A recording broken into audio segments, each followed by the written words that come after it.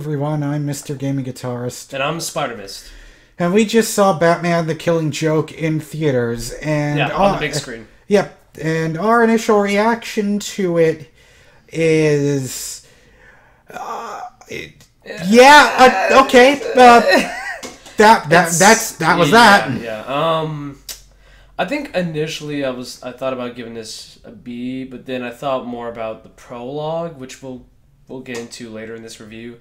So I just feel like right now I'm kind of leaning towards a B minus, and the reason why is because that prologue really does hinder a big chunk of the film's runtime, because the prologue is 30 minutes, like Minnie said, and the Killing Joke itself is like 45 minutes, but that's a pretty big chunk. That's almost half of the movie's runtime, and if you don't do much with that amount of time, and it doesn't really pay off all that much, then what are you even doing? You know, it doesn't. You know what I mean? So, I just look. We're gonna say Barbara Gordon for the end. We'll discuss more about her character and whether they fixed her or they fucked up her. So overall, my impressions of this movie is, if you're expecting them to take this story and really expand it out and move it into the depth of what the characters are like in the context of the story, spend some extra time on it, don't expect that. Expect to spend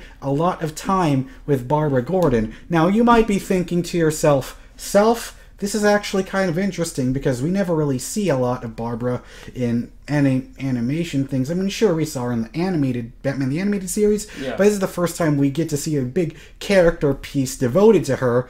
But the thing about it is, for me, okay, we're not spoiling anything in this review, but let's just say she does some really dumb, questionable decisions that when I think of what Barbara Gordon is, it doesn't necessarily feel like this is how she would act in the whole world of the Killing Joke. I thought that some of the decisions she made were quite dumb. I thought it was something that these sound more like mistakes Robin would do, not Batgirl, because Batgirl is supposed to be really, like, she's supposed to be one of the smartest people in the DC universe. When I see this, I'm like, she is Commissioner Gordon's daughter. Yeah, and when I saw this, I was like, it's not really Barb. Really, you're gonna do this? I mean, the problem is that, and this goes beyond the sex scene, by the way, which I know everyone is talking. And here's the thing. It's not as controversial as, like, of course, as the internet always does. They always love to blow everything out of proportion. It's really nothing. Okay, let's just say that. I want to say the sex scene between that Batgirl has in this movie, you couldn't even tell it was rated R. No, but it's not so much making it rated R. It's just the fact that they had sex. It's not. They're not talking about the scene itself. I mean, it's just, it doesn't feel like something Batgirl would think of her doing. And that's why a lot of people had a lot of problems with it. And even I think it sticks out like a sore thumb. And even in the because when it happens, it's like, how the fuck did you get there? That's what I thought when it happened. But like I said, it's like there is something that kind of leads up to that. It's like it's like, even if you hadn't heard about it in the headlines, you kind of felt like something of that nature was going to happen just based on what she was talking about with a particular gay colleague or friend of hers that he actually gave. He had some pretty good, funny liners. But still, the fact that it still happened and it still stuck out like a sore thumb, and just, I don't know. I mean, of course, in the decision making that she also made, because I feel conflicted about it, because it's like, overall, I thought it was okay. It was a nice addition. It's like, I felt halfway about the prologue. I could take it or leave it, either way. Now, but enough about the prologue. I'm not sure if I can take the Paris France name seriously. That name that's like Jean-Claude Van Damme's name in The Expendables 2. You know what his character's name in that movie was? I totally forgot. It was Vallon. His name is literally villain. His name was Vallon. So the main antagonist, the big antagonist in this whole Batgirl prologue, his name was Paris France. Like, really? I mean, his real last name was Francesco. But that's just who gave him that nickname. That's a stupid fucking nickname. Not to mention, it's weird. He had this kind of odd, weird fascination with Batgirl, almost like like not only just objectification, but almost kind of a fetishism as well, because of that when it's not really a spoiler, but there's one scene where he makes his girl wear a cowl mask of sorts, and you can tell that he's thinking about Batgirl in really creepy, strange ways. But aside from that, it's a very forgettable character. You don't really. Yeah. So let's talk. Okay, now. So overall, the prologue, like I said, I didn't love it. I didn't hate it. It's just a thing that's there, but. Overall, I think. But I will say though, Tara Strong as Barbara Gordon / Batgirl, she did a really good job. I thought so too. I mean, look, all of the voice acting for the most part is fantastic. Yeah, really. Because Ray Weiss did a great job as Commissioner Gordon as well. And of course, Kevin Conroy as Batman always did a great job. Pretty much everything that you see in this movie, all the characters pretty much sound the way you would expect them to sound. Yeah, and but come on. I mean, Mark Hamill. What else can you say about him?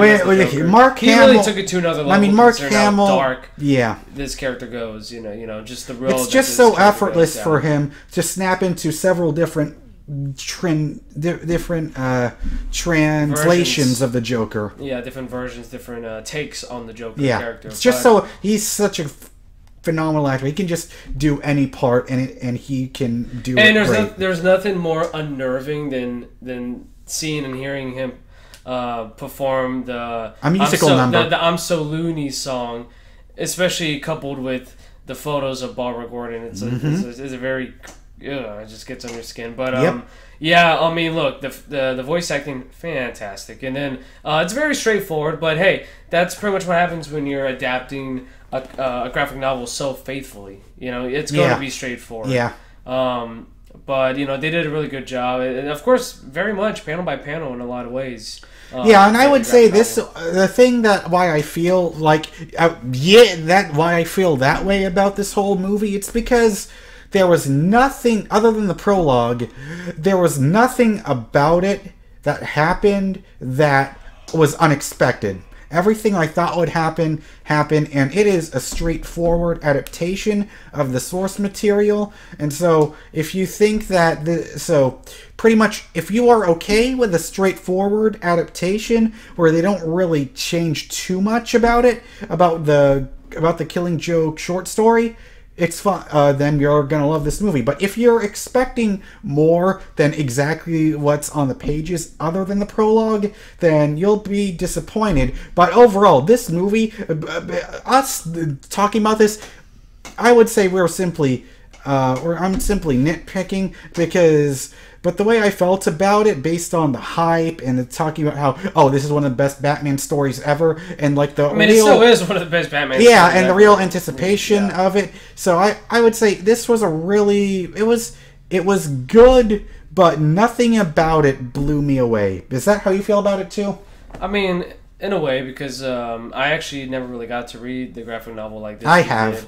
But the only comic I've ever read. But I've seen a lot of the panels from it. And I've seen a lot of the pages, a lot of the dialogue and everything. So I know quite a bit about it. And of course, I know about all the controversy behind it as well, and just the legacy. And I would say Alan Moore's thoughts on it. I would say everything about it. I'd say the controversy on this movie. I can understand why people are upset, but it felt like people were reacting like what happened at the Comic-Con panel when Brian Azzarello called this one guy pussy, who was the writer of the movie. That whole anger towards. I guess people get so passionate that their passion starts to become blind rage, but still, I think this controversy or the anger or the outrage towards this movie was way out of proportion, which should be unexpected to the internet, but still, it's so overall, if I were to rate this movie... To be fair, though, I can kind of understand where they're coming from, because they cherish this Barbara Gordon character so great. A lot of the fans do. So they took her in the direction that people felt was out of character. That's understandable, but it didn't bother me so much. To a lot of the fans, they felt because it's only one adaptation. There was several versions. They just felt like they didn't really fix anything. They didn't fix the problem that was already current in the original Killing Joke story. Look, as much as I love the story, we all know that whole Barbara Gordon thing is still a problem, and it's never going to get fixed. But it's still the origin that lots of people go with, because now when you see Oracle, they still use the Killing Joke as the backstory. It's just that with the prologue, you know, they're trying to make it better on top of what, like, they're aware of the Killing Joke. Let's just say I respect their attempts at the prologue. But the execution of it was kind of... Do you feel like they just made things worse, though? I don't feel like they made things worse. They just... let's just say they didn't make anything worse, but they didn't do anything to improve it. So overall, I liked it. I didn't love it. I didn't hate it. So overall, I would give this... I'd give this a 7 out of 10. What would you give it? I mean, I'm just gonna go by grades. Right now, I'm kind of leaning toward the B- because of the prologue. So, on the whole, out of 10, what do you think B- is equivalent to? I don't know. I'm just gonna stick with the grades right now. Well, typically B- is usually like roughly a 6.5. Okay. That's usually how it is. But still, I will say though, I never thought I would ever see any DC animated film in theaters. The theater experience was really good, and there was like a fun group of people that we were with, and we get to, and I felt like I was with my people, where I could just talk about comics with the people that were sitting in the theaters. And I will say, I'm glad that WB Animation did take a chance on, and I hope that they can do this again, especially with the R rating, because this is the biggest Fathom Events thing ever. I just don't see how anything could even top this kind of... Yeah, that's understandable. Because, I mean, this was the first R-rated WB Animation film. This is the first R-rated Batman thing ever, without Superman, just a Batman thing. So, even if they do come out with another R-rated one, it's never going to be like The Killing Joke was. Because it's so infamous in its story, so yeah. So anyways, those are our thoughts on The Killing Joke movie. Let me know... Do you think it's a buy? Do you think it's a rent? Because there are people out there. I would say it's a rent. It's a rent. It's a rent. Probably not a buy? No. No, I wouldn't say it's a buy. You know what is a buy, though? The graphic novel. Yes, without a doubt. Yeah.